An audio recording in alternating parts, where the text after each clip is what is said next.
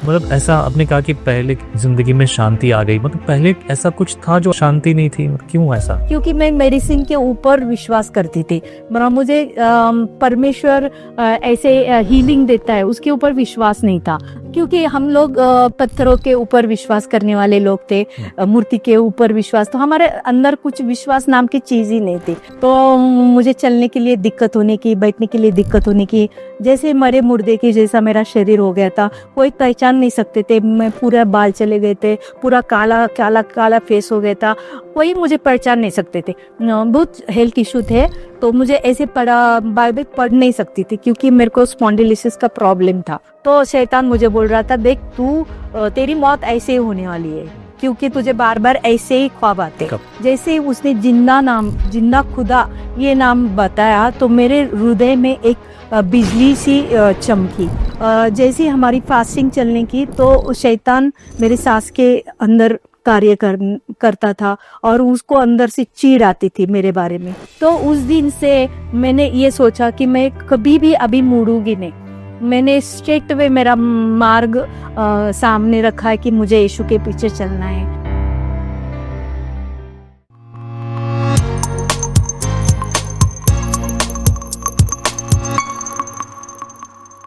जय मसीह की, स्वागत है आपका एक और बार विजनरी रेडियो टीवी के इस खास प्रोग्राम जिसका नाम है लेट्स टॉक टुडे। आज मैं हूं पुणे में, और पुणे में हम बात करेंगे एक ऐसी गवाही के बारे में। ये गवाही नहीं परंतु बुलाहट भी है, क्योंकि प्रभु मसीह ने स्वयं कहा, मैं खोए हुओं को ढूंढने आया हूं, क्योंकि उनके लिए परमेश्वर की एक बुलाहट है। आपके लिए भी है एक बुलाहट, हमारे बीच में है। आइए उस बुलाहट के बारे में बात करेंगे। बहन अनीता, प्रभु आपको बहुत आशीष करे कि आज आप अपनी गवाही के लिए विश्वासी श्रोताओं के सामने हैं। मैं सुनना चाहूंगा उस शुरुआत से कि आपकी यीशु के साथ मुलाकात कैसे हुई। Praise the Lord. मैं परमेश्वर के नाम को धन्यवाद देती हूँ कि आज परमेश्वर ने मुझे मौका दिया है कि परमेश्वर के नाम की मैं गवाही आपके साथ बांटूं, इसलिए मैं परमेश्वर को पूरा धन्यवाद देती हूँ। आज परमेश्वर के साथ मेरी मुलाकात, जैसे ही मेरी बहन है, सगी बहन है, और वो हांगकांग चले गई थी, और हांगकांग जाने के बाद उसको प्रभु यीशु से मुलाकात हो गई। एक श्रीलंकन उसकी फ्रेंड थी, बातचीत होने के बाद उसको प्रभु यीशु मालूम हो गया, और उसके बाद उसके जीवन का प्रवास परमेश्वर के साथ शुरू हो गया।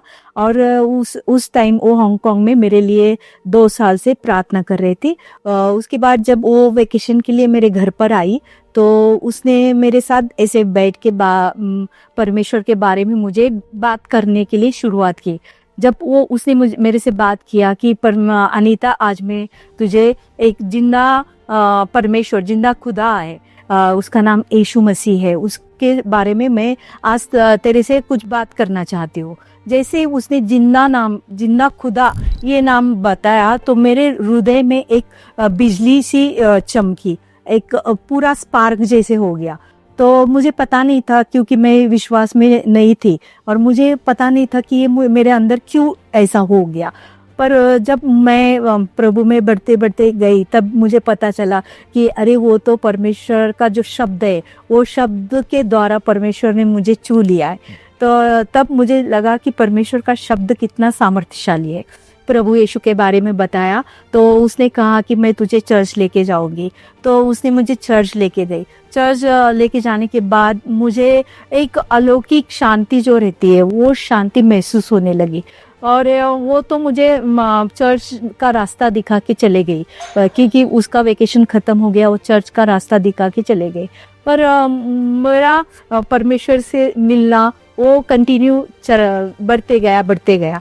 और जब मैं हर शनिचर के दिन परमेश्वर चर्च में जाती थी, तो हर टाइम मेरे जो प्रभु में मैं नहीं थी, तो मेरे दिमाग में एक बोझ सा था, अशांति थी, और मेरे जीवन में बहुत तकलीफें थी। जैसे कि जो फिजिकल जो बीमारी बोलते हैं, छोटी छोटी बातों में, जैसे आर्थराइटिस बोलते हैं, स्पॉन्डिलोसिस बोलते हैं, राइनोसाइटिस बोलते हैं, ब्रेस्ट लंप बोलते हैं, पाइल्स का प्रॉब्लम बोलते हैं, ऐसे छोटे छोटे जो लिस्ट है ऐसे, वो वैसे मेरे शरीर में प्रॉब्लम थी। और एक मैं मेडिकल पेशे से है, मैं एक स्टाफ नर्स हूँ, और मैं सोचती थी कि जब मैं मेडिसिन लूंगी तभी मैं विश्वास मेरा शरीर के अंदर जो कुछ बीमारी है वो ठीक हो जाएगी, क्योंकि मैं मेडिसिन के ऊपर विश्वास करती थी। मुझे परमेश्वर ऐसे हीलिंग देता है उसके ऊपर विश्वास नहीं था। क्या उम्र थी आपकी जब आपके साथ ये घटना घटी तो आपने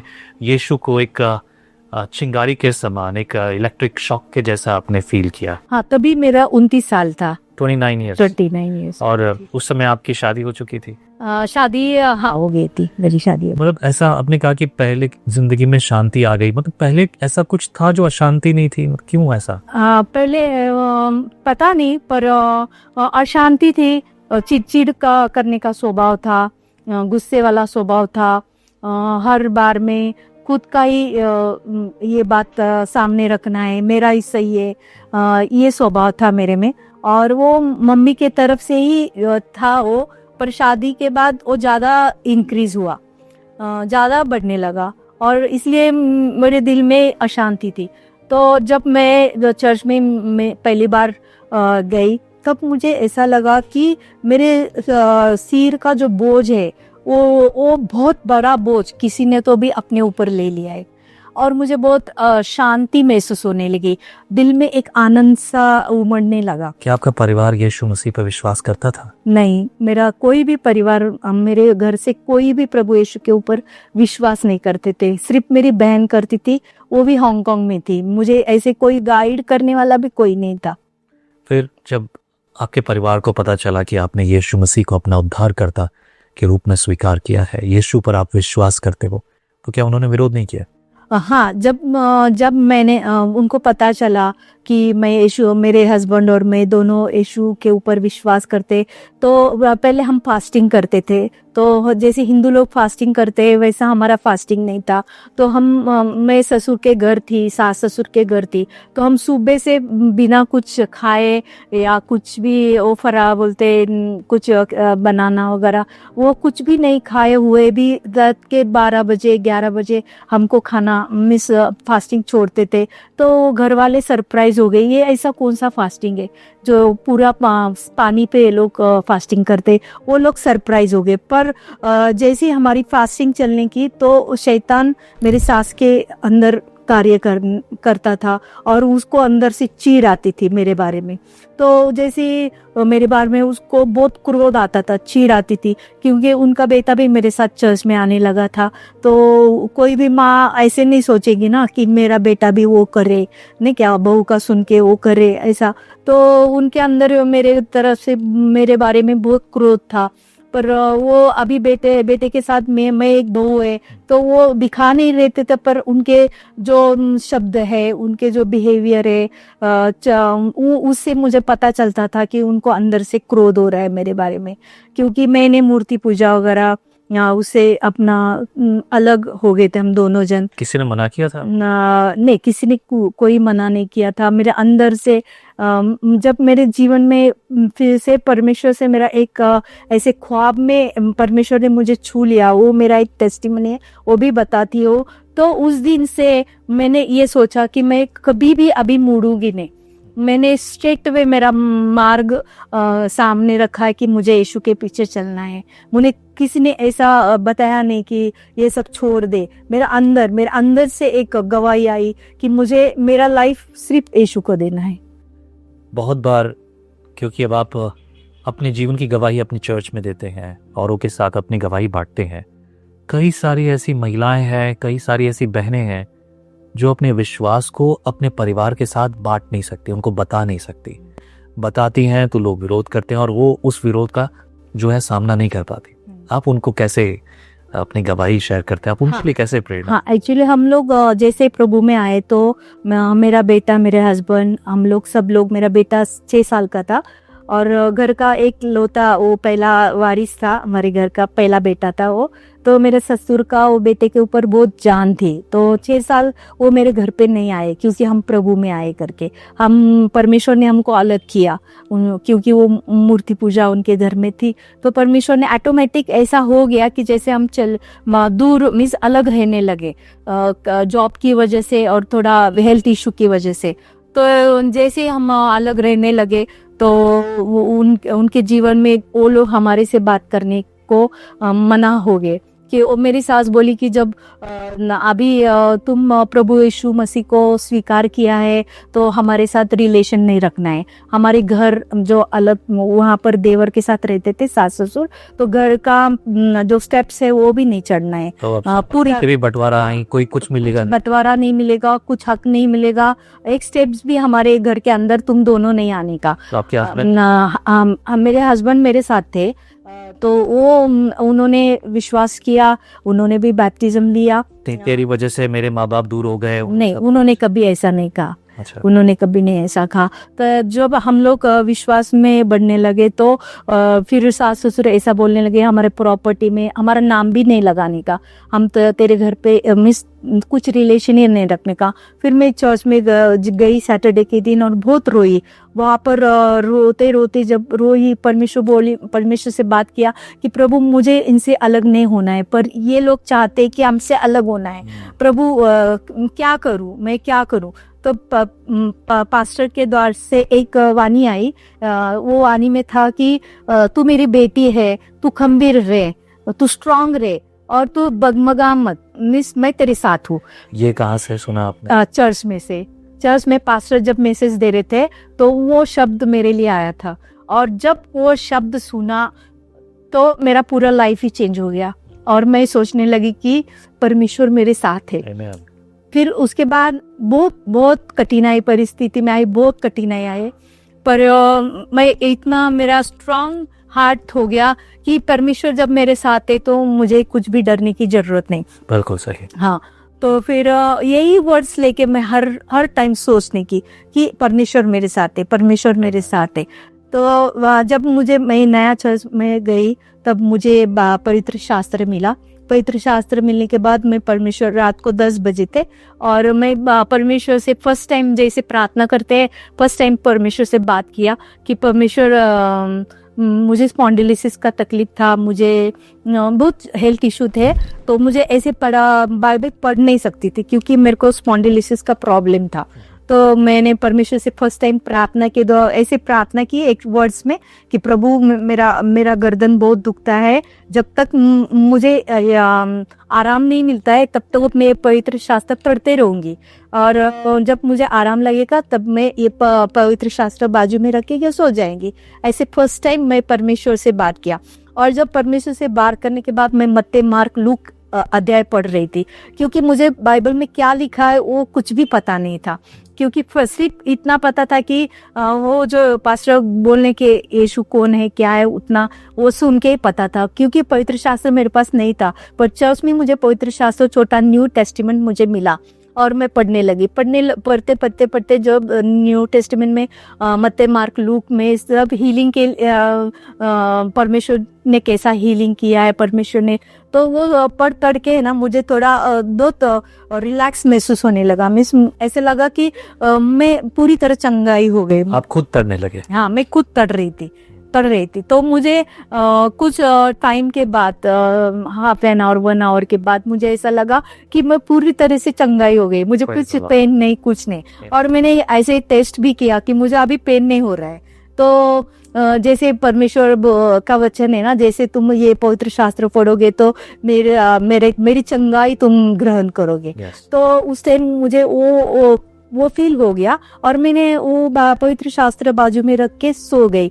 सोने के बाद है ना 2:30 के टाइम पे मुझे एक स्पर्श महसूस हो गया, जो स्पर्श ऐसा था कि मेरे पूरे शरीर में बिजली चमक गई और मैं उठ के बैठ गई तो मेरे हस्बैंड बाजू में थे और वो तो गहरी नींद में थे। तो मैंने सोचा कि मेरे जीवन में तो ऐसा स्पर्श कभी भी मुझे महसूस नहीं हुआ, तो ये स्पर्श कैसा है। मैं खुद अंदर सोचने लगी। बहुत सोचने लगी कि ये स्पर्श कैसा है, क्योंकि मैंने कभी टेस्टिमनी भी सुना नहीं था कि परमेश्वर इसी तरह से आते हैं और चंगा स्पर्श करते हैं ने क्या। क्योंकि हम लोग पत्थरों के ऊपर विश्वास करने वाले लोग थे, मूर्ति के ऊपर विश्वास, तो हमारे अंदर कुछ विश्वास नाम की चीज ही नहीं थी। तो मैंने वो टाइम मुझे नहीं लगा कि खुद परमेश्वर मेरे रूम में आके मुझे स्पर्श किया है वो, क्योंकि हम लोग बहुत छोटी सोच के थे, हमारी सोच उस दुनिया में ही थी। तो फिर कुछ दिनों के बाद मुझे वहाँ चर्च में टेस्टिमनी आने की ना, कुछ लोग गवाही देने के, तो वो गवाही सुन के फिर मुझे रियलाइज हो गया कि उस दिन जो स्पर्श हुआ था वो परमेश्वर ने मुझे स्पर्श किया। तो वो स्पर्श के बाद, क्योंकि हमको वो स्पर्श याद रहता है, बेटे का स्पर्श याद रहता है, हस्बैंड का स्पर्श याद रहता है, कुछ किसी अनजान व्यक्ति का, तो ये स्पर्श कुछ अलौकिक था मेरे लिए। और मैंने पूरा पक्का मेरे दिमाग में फिट किया था कि ये मेरे जीवन की सबसे बड़ी गवाही है। क्या बात। हाँ, और मेरे माइंड में पवित्र आत्मा ने बोल दिया कि ये कोई नहीं हो सकता है परमेश्वर के सिवा। और फिर मैंने सोचा कि अभी मैं कॉरिडोर में मुड़ूंगी नहीं, नो राइट नो लेफ्ट, मुझे आगे ही जाना है, सिर्फ आगे जाना है मुझे कहीं भी। फिर उसके बाद घर से बहुत अपोजिशन होने लगे, बहुत अपोजिशन, जैसे कि उन्होंने कहा कि हम लोग कुछ देने वाले नहीं, कुछ नहीं ऐसा। तो फिर भी हम बोले कि ठीक है, परमेश्वर में शांति में रहे थे हम दोनों जन। और बच्चा थोड़ा बड़ा होने लगा। फिर 6 साल के बाद सास ससुर फिर से बच्चे के द्वारा, मेरे बेटे के द्वारा हमारे घर से हम दोनों से जुड़ने लगे। उस टाइम में एक टेस्टिमनी ऐसा हो गई कि हम दोनों गवर्नमेंट सर्विस थे और मैंने एक फ्लैट लिया था। वो फ्लैट के लिए 2 लाख रुपए मुझे देने का था, वो तो लोन से मिला, पर ऊपर के जो 1.5 लाख रुपए थे वो ब्लैक मनी थे, जैसे कि मीटर बिल, सोसाइटी वगैरह उनको देना पड़ता है। तो मेरे पास, मैं अननोन थी कि वो 1.5 लाख मुझे देना है करके, और सडन बिल्डर ने बोला कि तुमको ये 1.5 लाख रुपए देना पड़ेगा।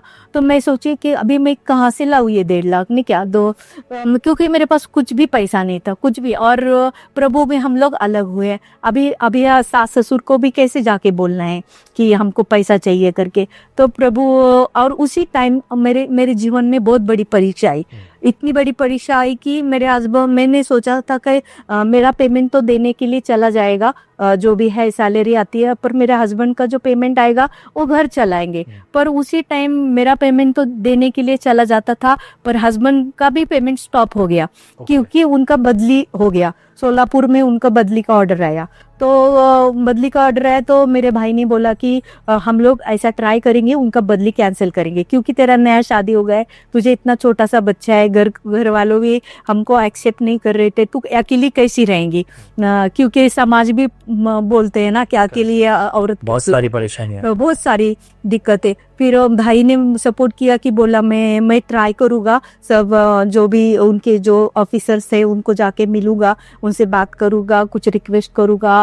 तो वो बातों में 5 महीना चले गया, क्योंकि वो ऑफिसर छुट्टी पे चले गया, 1-2 महीना वो छुट्टी पे ही था। तो 5 महीना में हमारे घर में कुछ भी पैसा नहीं है। टोटल हम लोग नील हो गए, इतना कि हमारे पास पेट्रोल डाल के चर्च को जाने के लिए भी पैसा नहीं था, इतना कि हमारे जीवन में, मेरा बेटा छोटा था, उसको दूध के लिए भी पैसा नहीं था। और फिर वो बहुत परेशानी के दिन थे। फिर भी मैंने एक दिन ऐसा हुआ कि चर्च में पास्टर बोले कि अभी गुड फ्राइडे के दिन अनाउंस हो गया कि ईस्टर आने वाला है, तो आप लोग प्रीति भोजन लेके आओ। तो जब ऐसे अनाउंस हो गया तो मेरे पास तो कुछ नहीं था, तो मैंने परमेश्वर से बात किया कि परमेश्वर, तुझे पता है आज मेरे पास कुछ भी नहीं, प्रीति भोजन मिस या कुछ स्वीट लाने के लिए भी मेरे पास पैसा नहीं है। तो फिर भी मैं जो कुछ भी रोटी या चटनी बोलते ना, चटनी मिस चटनी और रोटी जो रहता है वो, उसको ज्यादा पैसा नहीं लगता है, वो भी मैं लेके आके तेरे मंदिर में, तेरे भवन में खुशी से खाओगी, क्योंकि मैं ये तेरे भवन में है करके। तो ये बात मेरे अंदर से, मैं परमेश्वर से बात कर रही थी, तो परमेश्वर ने वो बात भी सुन लिया, मेरी बात। और जब गुड फ्राइडे हो गया और ईस्टर आया, ईस्टर के दिन मैं मेरे बेटे को बोल रही थी चलो हमको जाना है, जल्दी जाना है चर्च में, जल्दी जाना है। गर्मी के दिन थे, तो वो बोला नहीं मम्मी, मुझे, छोटा ही था बेटा, मुझे ये जैकेट पहनना है, जो सूट रहता है ना, वो ऊपर से ब्लेजर रहता है और हाँ, वो पैंट। तो मैं बोली अभी इतना गर्मी का सीजन है, तुझे क्यों जैकेट चाहिए, तू जल्दी तैयार हो, हम लोग चले जाएंगे। मैं बोला नहीं नहीं, मुझे वो जैकेट ही पहनना है। ठीक है, मैंने जैकेट निकाल के दिया। फिर वो फिर से रोने लगा, नहीं नहीं नहीं, मुझे वो जैकेट में जो बो रहता है ना, वो ही चाहिए, वो बो ही चाहिए। तो मैं बोली अरे अभी तो पूरा ड्रेस पहना है, बो के लिए तू क्यों रोने लगा। नहीं मुझे बो ही चाहिए। फिर वो धुन वो हम कहीं भी रखते ना ऐसे, तो वो ढूंढते मेरा एक हाथ एक खीसे में चला गया, और वो खीसे में मुझे ना 800 का एकदम न्यू जो नोट रहती है ना, वो 800 100 के 800 रुपीज उस पैकेट में मिले। और मुझे इतना खुशी हो गया, इतना खुशी, क्योंकि हमारे घर में मैं बोल रही थी ना कि दूध के लिए भी पैसा नहीं था, क्योंकि उनका इनकम ही नहीं आ रहा था। जो भी हम लोग का महीने का सामान था वो मेरी माँ मुझे उधारी से लेके देने की, ताकि तू घर में कुछ भी एक टाइम का तो खा ले। 5 महीने का भी उधारी रहेगा तो वो मारवाड़ी तेरे से रह जाएगा, क्योंकि उसको पता है तू एक सर्विस वाली लड़की है, वो तुझे देगा। वैसे ना मुझे वो महीने का सामान भर के देने की, पर वो सफिशिएंट नहीं था, क्योंकि दूध के लिए पैसा लगने का, गैस के लिए पैसा लगने का, पेट्रोल के लिए पैसा लगने का पैसा तो बिल्कुल ही नहीं था। फिर परमेश्वर ने जैसे 800 रुपीज दिया, मैंने बहुत खुशी से उड़ी मारी कि परमेश्वर कितना भला है, कितना अच्छा है। जैसे हमारे हृदय में आज हम बोल रहे थे कि हमारे पास कुछ नहीं, पर परमेश्वर ने वो मुझे प्रोवाइड किया। ये मेरे जीवन की बहुत बड़ी टेस्टिमनी है कि मुझे चटनी और भाकरी बोलते, जो चपाती बोलते, वो नहीं तो अच्छा खाना मुझे परमेश्वर ने उस दिन दिया जब वो ईस्टर था। तो ये मेरी बड़ी गवाही है। उसके बाद ऐसा हो गया कि जैसे मैं वो मार्क लूक पढ़ रही थी, तो वो भी आपको बताया कि मेरा एनकाउंटर परमेश्वर से हो गया। फिर उसके बाद एक और टेस्टिमनी हो गई कि मैं जब सोई थी, सोने के बाद मुझे 7 बजे ड्यूटी को जाने का, 7:30 बजे मुझे ड्यूटी को जाने का था। और मैं सोने के बाद मुझे एक ख्वाब पड़ा। वो ख्वाब में मैं ऐसा ख्वाब था कि मैं पूरी बर्न हो गई है और मुझे ग्लास की रूम में मेरा बॉडी है और पूरे से ऐसे क्रेडल में रखा है मेरी बॉडी, ऐसा ख्वाब में दिखा मुझे। तो मैं बहुत मेरा हार्ट बीट ऐसे बहुत जोर से धड़कने लगा नींद में। मैं पूरा स्वेट हो गई और मैं सोची, मैं उठ के खड़ी हो गई, मैं नींद में से उठी और मैं बोली ऐसा ख्वाब क्यों मुझे पड़ा, दिल में सोच रही थी। तो शैतान मुझे बोल रहा था, देख तू तेरी मौत ऐसे ही होने वाली है, क्योंकि तुझे बार बार ऐसे ही ख्वाब आते। कब की बात है? वो 2002 या 3 की बात है। ओके। हाँ, क्योंकि 1999 में मेरा सैल्वेशन हुआ था। 2000 में मैंने सेवा को चालू किया था, 6 महीने के बाद बपतिस्म होने के बाद, और 2002 या 3 ये तब की बात है। तो ऐसा ख्वाब पड़ा, तो मैंने सोचा शैतान मेरे से बात कर रहा था कि देख तू ऐसे ही मौत से मरने वाली है। तो इतने में एक पवित्र आत्मा मेरे से बात किया। एक्चुअली पवित्र आत्मा क्या है वो भी मुझे पता नहीं था, क्योंकि मैं इतनी नई थी प्रभु में। तो पवित्र आत्मा मेरे से बात करने लगा, एक साइड से बात कर रहा है कि तू मेरी बेटी है, मैंने तुझे चुना है और मैं तुझे ऐसे मौत से कभी मरने नहीं दूंगा, क्योंकि मैंने अपना जान अपना बोल रहा था। हाँ, और परमेश्वर आपको सच का सामना सच का, हाँ, परमेश्वर मैंने तेरे लिए जान दिया है, मैं ऐसी परिस्थिति से तुझे कैसे गुजरने दूंगा। ये वर्ड्स एक्चुअली मुझे बाइबल भी मालूम नहीं था, मुझे कुछ भी पता नहीं था। और जैसे ये वर्ड्स आया मेरे दिल में बहुत बड़ी शांति आई, पूरी धड़बड़ मेरे रुक गई और पूरा स्वेटिंग मेरा रुक गया। एक क्षण में मुझे मेरा पूरा ताबा परमेश्वर ने ले लिया और मुझे बहुत शांति महसूस होने लगी। और मैं इतना डीप सो गई कि सुबह 7 बजे का उठने का मुझे ध्यान ही, मैं उठ नहीं पाई, क्योंकि रात को मैं डिस्टर्ब हो गई थी। फिर जब मैं उठी तो बोली अरे ज़्यादा लेट हो गया, मुझे पानी रखना है। तभी क्या ऐसे गीज़र वगैरह नहीं था वो था हमारे घर में, तो मैंने गैस पे पानी रखा। और हमारा छोटा सा किचन था, एक विंडो थी उसको, एक फ्रिज था, गैस था और ऐसा एक करप्पा था और छोटा सा इटलेट ना साइड था खाना बनाने में, बहुत छोटा सा हमारा किचन था। तो मैं किचन में गई और लाइटर ऑन किया और पानी रखा, नहाने के लिए पानी रखा। तो मैं बोली चलो 10 मिनट पानी गर्म होने तक सो जाऊं मैं। तो मैं फिर से सोने के लिए गई। मैं सोची पानी गर्म हो जाएगा, 10 मिनट में फिर से उठेगी, पर वो लाइटर मीन्स वो बटन ऑन ही था, बटन ऑन था। और वो मालूम नहीं कैसे जो गैस ऑन गैस बंद हो गया। ओके हाँ, बटन तो चालू था, ओके बटन चालू था, ऑन गैस बंद कैसे हो गया पता नहीं। और मैं सोने गई। सोने के बाद जब मैं उठी तो 20 मिनट हो गया था। हाँ। तो मैं बोली ऑलरेडी मुझे 10 मिनट्स लेट हो गए। तो मैं नींद में ही थी। नींद में लाइटर लिया और ऑन किया गैस, तो पूरे घर में फ्लेम, क्योंकि वो गैस 20-25 मिनट पूरे किचन में फैल गया था। ओहो ओके हाँ, तो सिलेंडर भी था वहाँ, ये भी था, मेरा फ्रिज भी था, और मैंने नायलॉन का मटेरियल का गाउन पहना था। तो वो पूरा जो गैस का वो फ्लेम था ना, वो फ्लेम मेरे बदन पे था, किचन पे पूरा वो कड़प्पा पे था, विंडो पे था, मेरा वो बेसिन सिंक था उस पे था, पूरा घर में पूरा फ्लेम था। मीन्स इतना गैस वहाँ पर एक्यूमुलेट हो गया था। तो मैं बोली, मैं सोच रही कि मैं ऐसे परिस्थिति में मेरे बेटे के पास कैसे जाऊँ, मेरे हस्बैंड के पास कैसे जाऊँ, क्योंकि मेरे शरीर पे वो सब फ्लेम था ना। तो फिर भी मुझे ऐसा एक फोर्स आया, एक जोर से फोर्स आया मेरे पीछे से, और मुझे वो फोर्स से ऐसा बकेल दिया डोर के पास, और वो डोर से मैं बेडरूम में जाती थी। तो जैसे ही वो फोर्स आके मुझे धकेल दिया ना, तो मेरे शरीर का जो फ्लेम था वो चले गया। मीन्स एक हवा का झोंका बोलते ना, वो झोंका आया और मेरा पूरा शरीर का फ्लेम चले गया। मैं सोच रही बाद आपके शरीर पे नहीं आई? नहीं आई। ओके तो फिर बाद में मैं बोली, मेरा आँखें चेक किया, मिस ये ने क्या फायर से ये चला गया क्या, मेरा हेयर गया क्या, मेरा ये गया क्या, नहीं क्या, ऐसा देख रही है। तभी मेरे को परमेश्वर का वचन वो पता नहीं था। यशायाह 43:1-2 में, जब तू आग में से गुजरेंगी तो भी मैं तेरा परमेश्वर तेरे साथ हुए, जो नदियों में से तू जाएगी तो भी मैं तेरा परमेश्वर तेरे साथ। ये वचन तभी मुझे पता नहीं था, पर ये वचन जो मेरे जीवन में पूरा हो गया, क्योंकि उस दिन शैतान का प्लान अलग था और परमेश्वर ने उस टाइम मुझे उस इतनी बड़ी इंसिडेंट से मुझे बचाया। तो एक मेरे लिए बड़ी साक्ष्य है। कितनी गहरी बात है कि परिवार से भी अलग हो गए, हर चीज़ आपने खो दी है, खाने को कुछ बचा नहीं है, लेकिन फिर भी परमेश्वर ने आपको इस्तेमाल किया। शैतान ने झूठ बोला है, लेकिन परमेश्वर ने अपनी महिमा दिखाई है कि मैं तेरे संग और साथ हूँ, ना छोड़ूंगा ना कभी तुझे त्यागूंगा।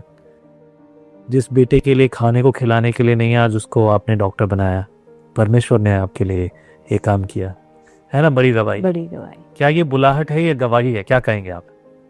ये बुलाहट है, बुलाहट है, क्योंकि परमेश्वर मेरा बर्थडे 25 दिसंबर को है, और मैं जो 5th स्टैंडर्ड में थी तो मेरी एक सहेली थी रोमन कैथलिक, वो बोलने की अनीता तू चल ना मेरे साथ चर्च में। तब मैं उसको बोलने की, देख मेरा बर्थडे है ना 25 दिसंबर को है, और मेरे को यीशु पता भी नहीं था, मैं यीशु की है, मैं ऐसा बोलने की। और इतने सालों के बाद, मैं 29 ईयर्स की ओल्ड हो गई, 5th स्टैंडर्ड में मेरा एज कितना रहेगा, और 29 के बाद तभी मुझे परमेश्वर की मुलाकात हो गई। तो सही में परमेश्वर कहता है ना, माँ की कोख में जब तू पैदा भी नहीं थी तभी मैंने तुझे चुना है। तो ये वचन भी तभी मेरे जीवन में पूरा हो गया कि सही में परमेश्वर ने मुझे माँ की कोख में जब मैं थी तभी मुझे चुन लिया है। Amen. तो इसलिए इतनी बड़ी बड़ी गवाही परमेश्वर मेरे साथ। और दूसरा एक बड़ी, मैंने ऐसा मेरे जीवन में जब जांचा ना, तो जब पैसों के बारे में बड़ी बड़ी गवाही हो गई मेरी, और बहुत बहुत ब्लेसिंग्स मिले पैसों के बारे में। और ऐसे मेरे फिजिकल जो है, एक मेरी बड़ी गवाही है। 2018 में लास्ट दिसंबर में मैं मेरे बेटे के साथ गई थी शॉपिंग के लिए। वहाँ से आते समय मेरे पेट में दुखने लगा, और मैं मेडिकल फील्ड में हूँ, फिर भी मैंने कभी टेस्ट वगैरह नहीं किया, क्योंकि मैं बोलने कि मेरा परमेश्वर मुझे कुछ नहीं होएगा, मुझे कुछ नहीं होगा। मेरा पूरा अंदर से मेरा दिल मुझे गवाही देने का, मुझे कुछ नहीं होने वाला। पर ऐसा इंसिडेंस हो गया कि जब मैं मेरा इन्वेस्टिगेशन हो गया तो मुझे लेफ्ट ओवरी में कैंसर का बड़ा ट्यूमर फाइंड आउट हो गया। Okay. और मेरा बेटा जस्ट डेंटल फिनिश करके, डेंटल कॉलेज फिनिश करके वो बाहर आउट हो गया था, मिस आया था यहाँ पर। और तभी हमारे जीवन में इतना बड़ा ये मिस अभी पूरा लाइफ डिस्टर्ब हो जाता है ना, इतनी बड़े बात हो गई। पर उसके पहले मुझे एक ख्वाब पड़ा था, मे बी 2-3 मंथ पहले। तो वो ख्वाब में ऐसा था कि मैं एक समुंदर में बह रही है, वो समुंदर का पानी मिट्टी के जैसा था, पूरा मड के जैसा था, और मैं बह रही और एक कॉर्नर मुझे मिला है, और वो कॉर्नर को पकड़ के मैं ऊपर आई है। और ऊपर आने के बाद हमारे पास्टर वहां पर बैठे हैं, और वो पास्टर मुझे देख के बहुत खुश हो गए कि ने क्या, मैं इतना समुंदर में अकेली बह रही है और उसमें से मुझे किनारे तक परमेश्वर लेके आया है। और पास्टर मुझे देख के बहुत खुश हो गए। ऐसा ख्वाब था, पर ये ख्वाब का मुझे मीनिंग पता नहीं था। पर 2-3 महीने के बाद मुझे जब ये हुआ, इन्वेस्टिगेशन में हुआ कि उसको लेफ्ट ओवरी में कैंसर डिटेक्ट हो गया है करके, तब मेरा लैप्रोस्कोपी करने वाले थे। पहला टेस्ट करते लैप्रोस्कोपी के द्वारा, तो टेस्ट करने के लिए गए तो मैंने पवित्र शास्त्र खोला। पवित्र शास्त्र खोलते समय परमेश्वर ने साम 23 में मैं तेरा चरवा हूँ, और मृत्यु के दरी में से भी तू गुजर के निकलेंगी तो भी मैं तेरे साथ हूँ। ये वचन मुझे इमीडिएट वही पेज पे आया, मैंने ऐसा खोला, इमीडिएट वो पेज पे मुझे वचन मिला। तो मुझे बहुत स्ट्रेंथ मिला कि मैं फिर भी स्टार्टिंग से एंड तक मेरा 3 साल का ये कीमो, सर्जरी, रिकरेंट, ये सब 3 साल तक चलता रहा। पर मेरे दिल में कभी भी डाउट्स नहीं आया कि मैं इससे मेरा ये हो जाएगा, क्योंकि पवित्र आत्मा ने पूरा पक्का मुझे बोल दिया था कि मैं तेरे साथ हूँ। जब तेरा आत्मा ही मेरे हाथ में, तेरी सांस मेरे हाथ में, तो तुझे हाथ लगाने वाला कौन है? तेरा तुझे मौत देने वाला कौन है? तो मैं बोले कि कुछ भी कीमो हो, कुछ भी हो, सर्जरी हो, मुझे ऐसे लगने का मुझे कुछ नहीं हो। मिस बहुत टाइम से जा रही थी कि ये सब बहुत मुश्किल है सब, फिर भी मुझे अंदर से पवित्र आत्मा स्ट्रेंथ देता था कि मुझे कुछ नहीं हो गया, कुछ भी नहीं। मुझे कभी रोना नहीं आया, कभी मैं डिस्टर्ब नहीं हो गई, कभी बच्चे के सामने मैंने ये नहीं किया, कभी किसी को भी ऐसा नहीं हुआ कि अभी 2 टाइम में पूरा मेरा पल्सलेस हो गई थी। सर्जरी के बाद और एक बार कीमो देते के टाइम मिस पूरा नहीं, फिर भी परमेश्वर ने उसमें से बाहर निकाला। ये गवाही है। तो डॉक्टर मुझे पूछने के कि जब तुमको पूरा हीलिंग, तुम अब ठीक हो जाओगे तो पहला तुम्हारे सामने क्या है? तो मैं बोलने की मुझे परमेश्वर की सेवा के लिए जाना है। क्या बात है। बड़ा पहला मेरा उद्देश्य है कि मैं जब खड़ी हो जाऊंगी, और उसके पहला भी मुझे डिसेबिलिटी हो गई थी क्योंकि प्रोटीन लॉस हो गया था कीमो में, तो मुझे चलने के लिए दिक्कत होने की, बैठने के लिए दिक्कत होने की, जैसे मरे मुर्दे की जैसा मेरा शरीर हो गया था। कोई पहचान नहीं सकते थे, मैं पूरा बाल चले गए थे, पूरा काला फेस हो गया था, कोई मुझे पहचान नहीं सकते थे। फिर भी मैं परमेश्वर से बोलने की कि परमेश्वर मुझे कुछ भी नहीं रहेगा, मेरे पास पैसा तूने ब्लेसिंग्स दिया है, तो मैं रिक्शा से जाऊंगी तेरे सुवार्ता करने के लिए। क्या बात है। मेरे पास पर में शक्ति नहीं है, फिर भी मैं रिक्शा से, मैं ऑटो करूंगी, एक ड्राइवर रुकूंगी, पर तेरा वचन बताने के लिए मैं चले जाऊंगी। इतना सब कुछ होते हुए भी आपके परिवार का कैसा रिस्पॉन्स था आपके लिए? क्या वो आपको देखने आते, वो आपके बारे में सोचते? आपके हस्बैंड की तरफ वाले, आपके माँ के घर में से भाई, और क्या वो लोग आपके साथ थे? तो जैसे परमेश्वर ने एक अद्भुत रीति से उनके लिए एक प्लान किया था परमेश्वर ने, और मेरे घर में मैं दोपहर में ड्यूटी के लिए जाने का टाइम हो गया था। ससुर आए थे, ससुर उसके बाद आने वाले थे, पर उसके पहला ऐसा इंसिडेंस हो गया, 2 औरत लोग मेरे घर पे आई, उनको कुछ मीटिंग का इंफॉर्मेशन चाहिए था। तो मैंने बोला तुम आओ घर में बैठो, वो मेरा डायरी देखती है और वो सेवक जो आए हैं उनका टाइमिंग बताती है आपको कौन से टाइम में उनका मीटिंग है। फिर मैं चले गए अंदर और डायरी का टाइम वगैरह उनको बताया। फिर मैं बोली ये बहन कौन है, आप कौन है? तो उन्होंने बताया मैं विश्वास करती हूँ प्रभु यीशु में, मैं विश्वास चर्च में जाती हूँ, पर ये मेरी मालकिन है, मालकिन की बहू है, वो मेरे साथ आई है। मैंने बोला उनको यीशु आपने बताया क्या कभी? तो वो रोने लगी। वो बोली कि मैंने बताया उनको यीशु, पर इनके ससुर है वो मेरी टिंगल करते, वो नकल करते मेरी, और मेरे को ऐसा नीचा दिखाते। उसको दर्द हो गया वो बात मेरे से करते समय। मैं बोली आप रो मत। मैं बोली वो बहन को बोली देख तेरे जीवन में ऐसा कुछ है क्या जिसके लिए हम प्रार्थना करें? तो वो बोली हाँ मुझे 4 साल से मुझे कुछ इशू नहीं, मुझे कुछ बच्चा नहीं है, 4 साल हो गया। तो मैं बोली ठीक है, पर एक काम करना है, हम दोनों मिलके तेरे साथ प्रार्थना करते हैं, पर तू एक काम कर, तू खाली विश्वास कर कि आज जो हम प्रार्थना करेंगे तुझे बच्चा हो जाएगा, खाली विश्वास कर। तो हम तीनों जने ऐसे बैठ गए नीचे। बैठने के बाद प्रेयर किया और परमेश्वर ने उसको छू लिया वो लेडी को, और वही मंथ में वो प्रेग्नेंट रह गई। प्रेज द लॉर्ड, क्या बात है। प्रेग्नेंट रह गए और मैं ड्यूटी को गई और मेरे ससुर घर पे थे। तो मेरे ससुर को बात करने के लिए आई, देखो मैं प्रेग्नेंट हो गई, इतने सालों के बाद मैं प्रेग्नेंट, आपकी बहू ने मेरे लिए प्रार्थना किया। ऐसा मेरे ससुर सुपरिटेंडेंट थे रेलवे में, बहुत एजुकेटेड आदमी थे, तो वो नेचुरली ये थिंकिंग कर रहेंगे ना कि हम लोग इतना साल ये बोल रही है, हम नहीं सुन रहे, और ये औरत के जीवन में परमेश्वर ने बच्चा का आशीर्वाद दिया। ये क्या है वो। फिर वो मेरे ससुर शाम को जब ये लौटे ड्यूटी पे से, तो वो मेरे ससुर सास के पास गए, सास को बताने लगे कि अरे इनके परमेश्वर ऐसे से बड़े बड़े काम करते, देखो लड़की आई है, उसने ऐसा ऐसा बताया कि उसको 4 साल के बाद इनके प्रार्थना परमेश्वर ने सुन ली है, वो औरत को स्पर्श किया। और और वहाँ से मेरी सास की एक बहन है, वो थोड़ा रिच फैमिली बैकग्राउंड से, काकड़े परिवार है उनका, तो वो मेरी सास के पास आई उसकी टेस्टिमनी लेके। मिस ये यहाँ से गए और उसकी सगी बहन वो टेस्टिमनी लेके मेरी सास के पास आई। क्या बात है। तो ऐसा मिलाप हो गया और उनको फिर कंफर्म हो गया कि इनके परमेश्वर में कुछ तो अद्भुत है। This is what I was talking about, calling, बुलाहट। पता, जब भी मैं किसी की गवाही रिकॉर्ड करता हूँ तो रिकॉर्ड करने से पहले मैं उसकी गवाही सुनता नहीं। जब मैं सुनता हूँ तो लोग अपनी पूरी बात नहीं बताते, और मैंने ये यूं ही नहीं कहा कि बुलाहट के बारे में बात करूंगा। ज़्यादातर लोग गवाही सुनना चाहते हैं, और मैंने हमेशा बार बार कहा मैं सिर्फ गवाही इसलिए नहीं रिकॉर्ड करता कि जो अद्भुत चमत्कार हुए हैं वो आपको बताऊं, परंतु मैं ये इसलिए रिकॉर्ड करता हूं ताकि आप अपने जीवन में सच्चाई को और परमेश्वर के पवित्र वचन की गहराई की शिक्षा को प्राप्त करें। और ये शिक्षा ये है कि सिर्फ गवाही नहीं है, परंतु उससे भी बढ़कर हमारी बुलाहट है। यदि प्रभु ने आपको बुलाया है तो एक उद्देश्य से रखा। यिर्मयाह की पुस्तक उसके 33 अध्याय के 3 पद में कहा, तू मुझसे प्रार्थना कर तो मैं तेरी सुनूंगा, तुझे बड़ी बड़ी बातें बताऊंगा जो तू अभी नहीं समझता।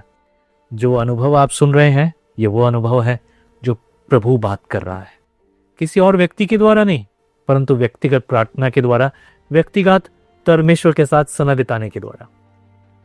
उस बहन के लिए जिसको पिछले 4 साल से इंतजार था कि परमेश्वर की ओर से उसे गर्भ का फल मिले, पर वो किसे पुकारे वो नहीं जानती, वो कहाँ पुकारेगी। लेकिन एक बहन जिसका नाम अनीता, जिसकी गवाही आप सुन रहे हैं, वो जानती है कि वो किसे पुकारेगी।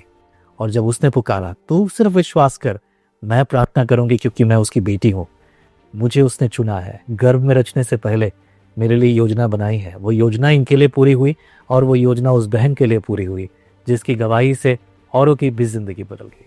आप भी अपनी गवाही शेयर करने आ सकते हैं। मैं आपके शहर तो शायद नहीं आऊँगा, लेकिन आप जयपुर ज़रूर आ सकते हैं।